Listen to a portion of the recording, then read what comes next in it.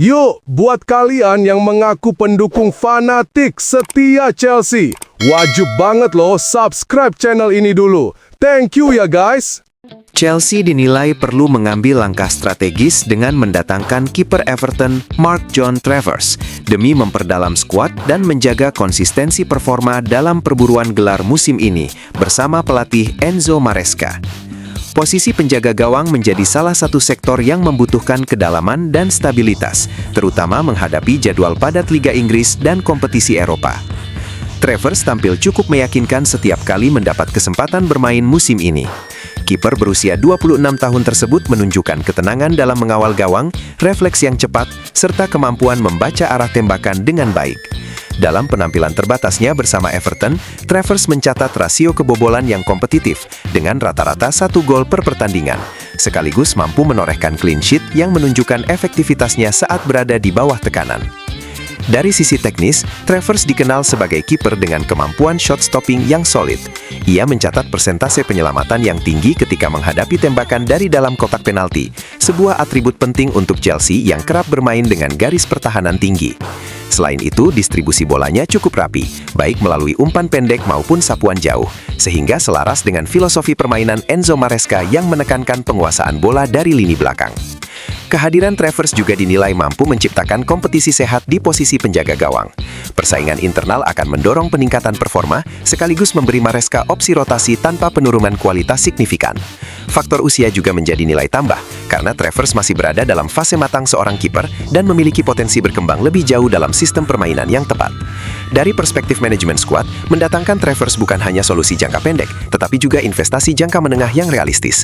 Ia telah berpengalaman menghadapi atmosfer Liga Inggris, memiliki mentalitas kuat, dan tidak memerlukan waktu adaptasi panjang. Dengan kedalaman skuad yang semakin solid, Chelsea berpeluang menjaga konsistensi performa hingga akhir musim.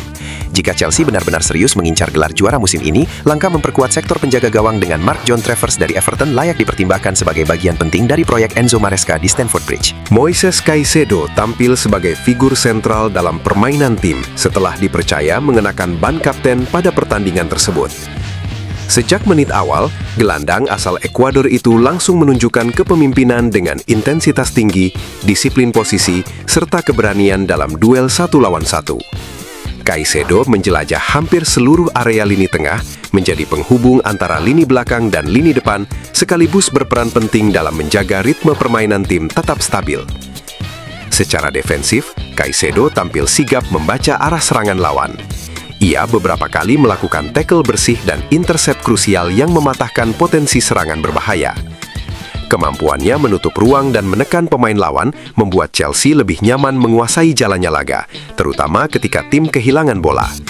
Selain itu, Caicedo juga rajin turun membantu bek saat menghadapi situasi transisi cepat, menunjukkan etos kerja dan tanggung jawabnya sebagai pemimpin di lapangan. Dalam fase penguasaan bola, Caicedo tampil cukup rapi. Ia jarang melakukan kesalahan fatal dan mampu mendistribusikan bola dengan sederhana namun efektif, baik melalui umpan pendek untuk menjaga tempo maupun umpan vertikal untuk memulai serangan. Pergerakannya tanpa bola juga memberi opsi bagi rekan setim, sehingga aliran permainan tidak mudah terputus di lini tengah. Meski demikian, penampilannya tidak sepenuhnya sempurna. Caicedo menerima kartu kuning yang dinilai tidak perlu di akhir babak pertama akibat pelanggaran yang bisa dihindari. Keputusan tersebut membuatnya harus bermain lebih hati-hati pada babak kedua agar tidak beresiko mendapat kartu lanjutan. Situasi ini sedikit mengurangi agresivitasnya dalam melakukan tekanan, meskipun ia tetap mampu menjaga konsistensi permainan hingga laga berakhir. Secara keseluruhan, Caicedo layak mendapatkan nilai 7 dari 10. Ia menunjukkan kepemimpinan, kerja keras, dan kontribusi besar di lini tengah, meski masih perlu mengontrol emosi dan pengambilan keputusan agar pengaruhnya di lapangan bisa semakin maksimal. Marc Guiu menjalani pertandingan yang jauh dari kata ideal dan harus menghadapi malam yang cukup berat, terutama pada tahap awal laga. Sejak menit-menit pembuka, penyerang muda tersebut tampak kesulitan mendapatkan ruang gerak yang nyaman di lini depan. Ia kerap diapit oleh 2 bek lawan dan dipaksa bermain membelakangi gawang, situasi yang membuatnya sulit mengembangkan permainan serta memaksimalkan kekuatan fisik yang ia miliki. Minimnya suplai bola menjadi masalah utama bagi Guiu. Aliran umpan dari lini tengah maupun sisi sayap tidak berjalan lancar, sehingga ia jarang menerima bola di area berbahaya. Akibatnya, kontribusinya lebih banyak terlihat dalam upaya membuka ruang, menahan bola, serta melakukan pressing awal ketimbang menciptakan peluang langsung.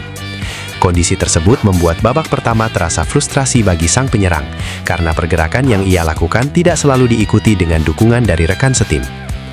Meski begitu, Guyu tetap menunjukkan insting golnya ketika peluang datang.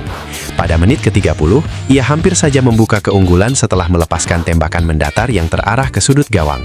Sayangnya, upaya tersebut berhasil digagalkan oleh kiper Trot yang tampil sigap dan membaca arah bola dengan baik. Peluang itu menjadi momen paling menonjol dari penampilan Guyu dan membuktikan bahwa ia mampu menjadi ancaman nyata jika mendapatkan suplai yang memadai.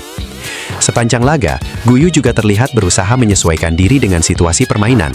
Ia beberapa kali turun lebih dalam untuk menjemput bola dan mencoba terlibat dalam proses build-up, meskipun efektivitasnya masih terbatas. Kurangnya variasi serangan membuat perannya sebagai ujung tombak belum optimal, dan ia sering kehilangan momentum saat berada di sepertiga akhir lapangan. Secara keseluruhan, penampilan Mark Guyu pantas diberi nilai 5 dari 10. Ia bekerja keras dan sempat menghadirkan satu peluang emas, tetapi keterbatasan suplai bola serta tekanan ketat dari pertahanan lawan membuat kontribusinya belum maksimal. Jamie Gittens menjalani pertandingan yang cukup sulit dan belum mampu memberi pengaruh besar terhadap permainan tim sepanjang laga.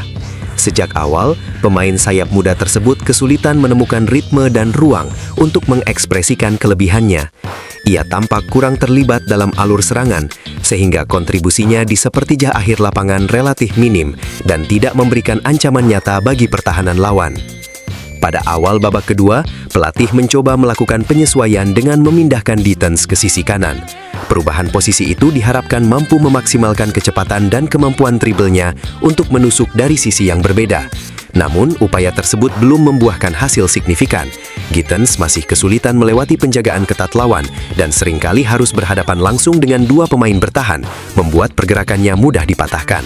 Dalam fase menyerang, Gittens jarang menciptakan peluang atau situasi berbahaya. Umpan-umpan yang ia lepaskan belum cukup akurat, sementara keputusannya di momen krusial kerap terlambat atau kurang tepat.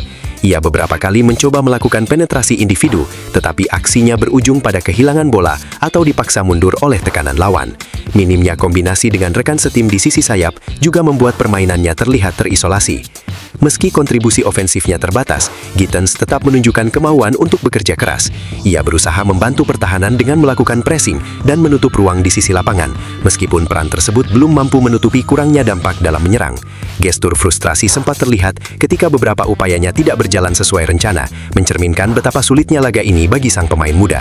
Akhirnya Gittens ditarik keluar pada menit ke-66 untuk digantikan oleh Pedro Neto, keputusan yang diambil demi memberi energi dan variasi baru dalam serangan tim. Secara keseluruhan, penampilan Jamie Gittens pantas diganjar nilai 5 dari 10. Ia mengalami malam yang berat, minim kontribusi menentukan, dan masih membutuhkan konsistensi serta ketenangan agar bisa memberi dampak lebih besar di pertandingan berikutnya.